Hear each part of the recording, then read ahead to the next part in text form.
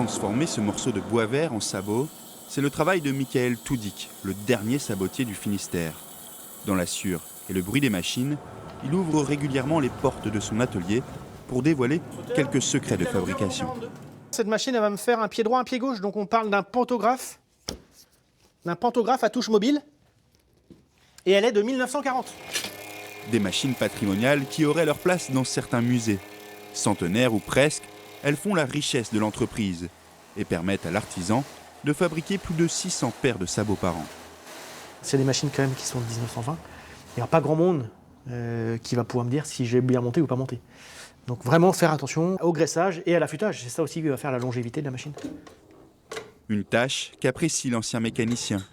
Après 20 ans dans le milieu automobile, Michael Toudik s'est reconverti par amour du bois. Le but en fait, c'est de créer de la fumée, comme on fume de la viande, comme on fume de la saucisse, comme on fume du poisson. Et ça va être de la fumée qui passe à travers le sabot, va le traiter contre les vers et les champignons. 6 mois plus tard, une fois l'humidité évaporée, peints, vernis et décorés, les sabots se retrouvent sur le présentoir.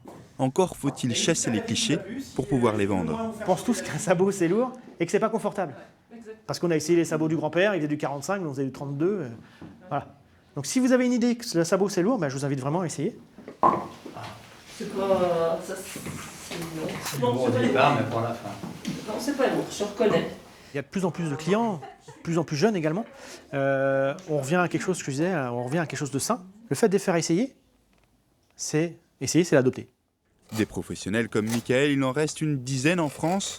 Une chaîne de savoir transmis de la main à la main que le sabotier espère ne pas rompre. Quand l'heure de la retraite arrivera, j'espère, moi de mon côté, pareil, former un jeune et puis lui apprendre tout ce que je sais pour que ce métier perdure.